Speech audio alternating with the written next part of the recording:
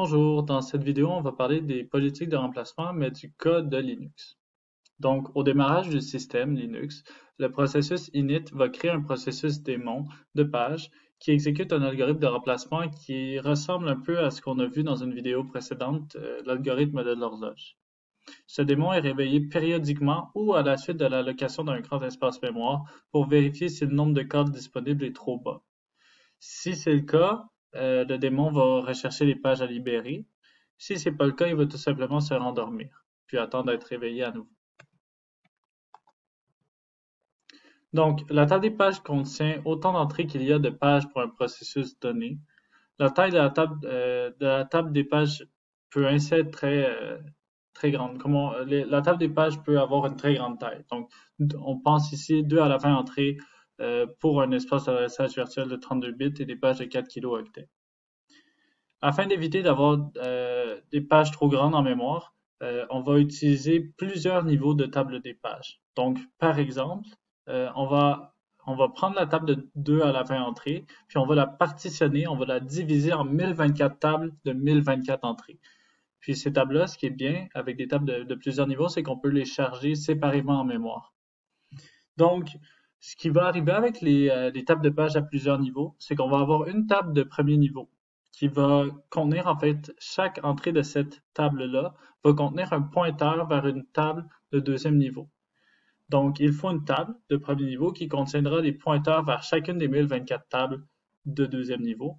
Donc, cette table-là, comme je viens de vous le dire, contient les pointeurs, c'est ce qu'on appelle la table de premier niveau, et les 1024 tables sont des tables de second niveau. Bien évidemment, on peut avoir plus que deux niveaux, mais ici, on a vu un exemple avec deux niveaux. Donc, reprenons l'exemple de notre table des pages de 2 à la 20 entrées, que nous avons partitionné dans le fond en 1024 tables de 1024 entrées. Donc, ce qu'on voit ici, c'est qu'on a notre première table de premier niveau qui va en fait contenir des pointeurs vers, dans le fond, chaque entrée va contenir un pointeur vers une table de deuxième niveau. Donc, le format de l'adresse qu'on va avoir, c'est qu'on va avoir ici 10 bits pour identifier l'entrée dans la table. N'oublions pas qu'on a 1024 tables de deuxième niveau, puis on a une première table de premier niveau, qui est la table ici, qui doit être capable de contenir 1024 pointeurs. 2 à la 10, c'est 1024. Donc, on a besoin de 10 bits pour identifier l'index de la table de premier niveau. Puis, on a besoin de 10 bits pour référencer l'entrée dans la table de deuxième niveau. Donc, le format de l'adresse, si on récapitule, c'est 10 bits pour identifier l'entrée dans la table d'index, donc la table qui va nous donner notre pointeur vers notre table de deuxième niveau. On a besoin de 10 bits pour identifier l'entrée de la table des pages de deuxième niveau. Et on prend le reste, donc les 12 bits restants pour une adresse à 32 bits pour le déplacement. Donc, on a ici une autre représentation. Donc, on a la table de premier niveau. On a notre adresse au complet ici virtuelle, qu'on voit que cette adresse-là est découpée en 3 segments. On a le segment pour identifier le niveau 1, donc ce qui est ici dans notre table de page de premier niveau. N'oublions pas que la table des pages de premier niveau contient les pointeurs vers les tables de deuxième niveau. Donc ici, supposons que c'est cette entrée-ci. Le niveau 2 va dire, bon, avec mon premier chunk, si je veux, d'adresse virtuelle, j'ai pu identifier ce pointeur-là qui m'a donné toute cette table-là ici. Maintenant, où est-ce que se trouve ma donnée dans toute cette grosse table-là ici? En fait, l'index dans cette table-là va être identifié par la section de niveau 2 qu'on a juste ici. Puis finalement, on a chargé cette entrée. Puis on a besoin de savoir le déplacement qui va être identifié par le déplacement ici de la troisième section de l'adresse virtuelle. Donc ici, on peut avoir des tables des pages à K niveaux. Faut pas oublier, il n'existe pas juste deux niveaux. C'est juste une généralisation de ce qu'on a vu à la page précédente. Donc, segmentation pure. L'espace d'adressage d'un processus est un ensemble de segments de tailles différentes. Donc, on va séparer la mémoire en plusieurs segments de taille variable. Chaque segment est une zone contiguë. L'unité d'allocation en mémoire est un segment. Donc, vraiment, l'unité d'allocation, c'est le segment, c'est pas l'octet comme on pourrait retrouver dans d'autres systèmes. Donc, il y a un risque de fragmentation externe. Puis, le format de l'adresse virtuelle qu'on a, c'est vraiment le numéro de segment et le déplacement, pas le numéro de page comme on a vu en TP ou autre ici. Avec segmentation pure, comme on voit ici, on a le segment 0 qui est assez petit, le segment 3 qui est lui aussi un segment, mais qui est beaucoup plus gros, le segment 2 qui est très petit, segment 1 aussi, segment 4. Donc, on voit que tous les segments ont des tailles variables, puis ont des numéros, segment 0, segment 3, 2, 4, 1. Donc, la partie most significant bit de l'adresse virtuelle va être le numéro de ce segment-là, puis après ça, c'est le déplacement dans le segment. Donc, ici, on va voir un petit exemple. Donc, supposons qu'on a l'adresse suivante. Donc, le numéro de segment 3 et l'offset 200. On voit ici, on va tester, voir si c'est possible comme adresse. Donc, on voit ici, dans la table qu'on a ici, à l'entrée 3, la limite, c'est 1100 et notre base, c'est 3200. Donc, ce qu'on va dire, c'est le segment 3, est-ce qu'il existe? Oui, super, on le trouve ici. Puis le déplacement de 200, est-ce que ça se peut dans une limite de 1100?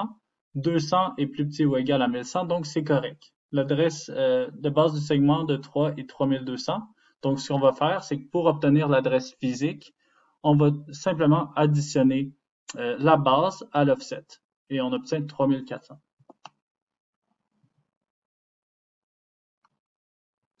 Donc, segmentation avec pagination. Donc, on voit ici qu'on a l'hybride entre la segmentation et la pagination. Donc, l'espace d'adressage d'un processus est un ensemble de segments et chaque segment est un ensemble de pages. Donc, on a encore l'idéologie, si on veut, de découper notre mémoire en segments de taille variable, mais ces segments-là vont être divisés en pages. Donc, il est représenté par une table de segments et on a une table de pages par segment. On a un risque de fragmentation interne et externe et le format de l'adresse qu'on a, c'est le numéro de segment comme on avait précédemment. Dans ce segment-là, on sait que chaque segment est divisé en pages, donc on a un numéro de page qui va nous permettre de retrouver où est la page qu'on recherche dans le segment. Puis finalement, on a le déplacement pour obtenir la donnée exacte. Maintenant, il y a quelques exercices que je vous conseille vraiment de faire avant de faire des TP sur la gestion de mémoire ou des exercices. Donc, ça va vous permettre de comprendre comment fonctionne la composition d'une adresse. Puis, il y a une capsule sur cette chaîne YouTube qui s'appelle Composition d'adresse et je vous conseille fortement de la regarder. Donc, gestion de l'espace d'adressage d'un processus. L'espace d'adressage d'un processus est un espace virtuel généré en partie par le compilateur et les éditeurs de liens. Cet espace est divisé en plusieurs segments. Donc, on a le segment de texte qui est composé des instructions du processus en lecture seule. On a le segment de données initialisées qui contient les variables, les constantes globales et statiques qui sont initialisées pour le processus. Puis, on a le Uninitialized Data Segment qui contient les variables globales et statiques non initialisées. Donc, le text segment, lui, contient le code en soi. On a un segment aussi qui est réservé aux variables constantes statiques et globales initialisées explicitement, dans le sens si on fait variable statique A est égal à 3. Puis, on a un segment pour les données globales et statiques qui ne sont pas initialisées, donc seulement déclarées. On a la pile qui sert à gérer les appels aux fonctions. Donc, elle est composée des sections allouées et libérées dynamiquement. À chaque appel de la fonction, une section est empilée sur la pile. Elle est dépilée à la fin de l'appel. Donc, ce qu'on retrouve dans cette section-là, c'est un espace réservé à la sauvegarde du contexte de la fonction appelante, donc l'adresse de retour, le sommet de la pile, etc. Ça, c'est des concepts normalement qui ont été vus en INF 1600. On a les arguments et les variables locales de la fonction aussi. Donc, la taille de la pile est limitée, mais elle peut être augmentée. On a aussi le tas, qui est composé de zones contiguës allouées, libérées dynamiquement. Justement, quand vous allouez dans les laboratoires avec calloc ou malloc, c'est justement ça que vous êtes en train de manipuler comme espace. Donc, on voit aussi fonction malloc, realloc, calloc, brk, sbrk, free, etc. Pas mal toutes ces fonctions-là. Les fonctions brk et sbrk permettent d'incrémenter break. donc la limite supérieure du temps. Puis les allocations explicites doivent être libérées explicitement. Puis ça, il faut vraiment faire attention au fil de mémoire. C'est pour ça que dans les TP, on vous suggère fortement d'utiliser une fonction free pour libérer ce que vous avez alloué explicitement. Donc, on a aussi le segment entre le tas et la pile, ce segment-là va contenir les librairies partagées, les piles des threads et les fichiers mappés. Donc, dans le cas de Linux, sur une machine de 32 bits, l'espace d'adressage d'un processus est de 4 gigaoctets et est composé de 3 gigaoctets pour le code, les données, les piles d'exécution du processus. Puis on a 1 gigaoctet pour les tables de page, la pile d'exécution, les données et les codes du système d'exploitation. Donc on a ici la représentation. Donc, on voit ici que dans la mémoire physique, on a 1 gigaoctet qui est utilisé par le noyau qu'on a réservé ici. L'espace d'adressage est représenté par une liste de structures VM Area Struct, donc une structure par région, et une table des pages à plusieurs niveaux. Puis on a aussi tout ce qui vient avec. On a en fait toute la définition de VM Area Struct ici. Donc la structure VM Area Struct est composée de VM Start qui pointe vers le début de la région en mémoire, comme on voit ici, le VM Start pointe vers le début ici de Shared Libraries.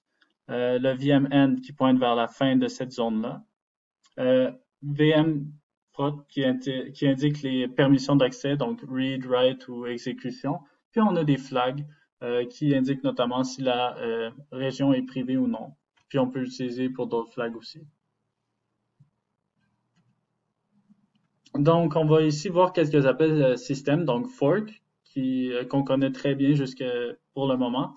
Donc, créer un processus fils, donc duplication de l'espace d'adressage du pair selon le principe copy on write. Il faut bien se souvenir, je vous conseille si vous n'avez pas vu la capsule sur copy on write, qu'on ne duplique pas directement l'espace d'adressage du pair pour le donner au fils. On utilise le principe copy on write par défaut. Execl remplace l'espace d'adressage du processus pour le remplacer par un autre, pour exécuter un autre code. On a exit qui libère l'espace d'adressage d'un processus. On a mmap qui crée un segment d'adressage qui crée un segment dans l'espace d'adressage du processus appelant. Puis on a unmap qui retire justement un segment qui a été mappé dans l'espace d'adressage d'un processus. Donc, un petit exemple avec l'appel system fork. Donc, fork crée pour le processus fils une copie de mmstruct, VM Area Struct qu'on a vu précédemment, et des tables des pages du pair en positionnant les bits de protection à chaque page à lecture seule. Donc, on permet seulement un read-only. Le principe copy on write, encore là, si vous n'avez pas vu la vidéo, c'est important de la regarder, est appliqué à chaque segment VM Area Struct privé avec les permissions read-write. Donc, si le père ou le fils demande un accès en écriture à une page chargée en mémoire physique, alors ces bits de protection vont indiquer que c'est en lecture seule. Donc, il va avoir un certain défaut vu qu'on dit, bon, OK, pour le moment, ton espace est seulement en lecture seule. Si tu essaies de faire un accès en écriture, il va avoir un défaut de protection. Puis, la réaction du noyau à ça va être de créer une copie de cette page en mémoire pour le fils ou le père. Donc, on va créer une copie exactement comme on a vu dans la démonstration de copy on write. Donc, ici, on va voir un exemple. Avant le fork, on a la table des pages du père. Donc, on voit l'état ici qui s'est mappé dans la mémoire physique dans la RAM. Maintenant, on fait un fork. Donc, ce qu'on voit, c'est que ici, tous les bits de protection sont remplacés par des reads.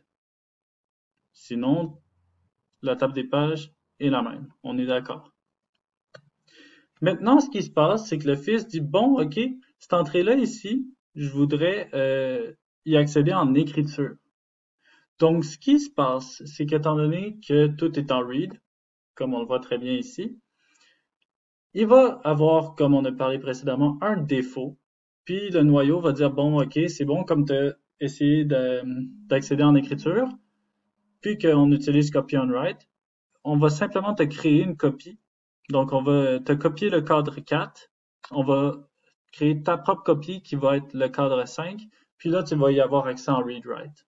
Donc, ça va être rendu ton propre espace. Ton propre espace. Donc, j'ai d'autres exemples ici. On vous conseille fortement de tester les codes C dans ces répertoires-ci pour bien vous pratiquer. Puis, on vous pose ces questions-là.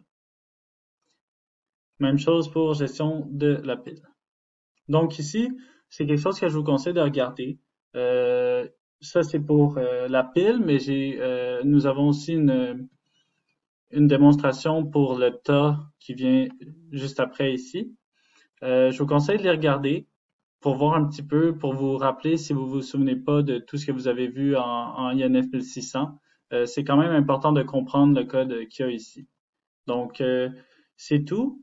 Pour les lectures suggérées, c'est important de lire le chapitre 6 du livre du cours, puis de regarder la capsule composition d'une adresse avec, là je suis désolé, les PowerPoints sont pas à jour pour les références, mais il y a plein d'autres capsules qui vous sont communiquées normalement dès le début du cours pour vous dire quelle capsule écouter pour chaque chapitre. Donc, vraiment, comme d'habitude, lire bien le livre du cours, puis consulter toutes les capsules du chapitre. Donc, j'espère que cette capsule vous a aidé, puis à la prochaine.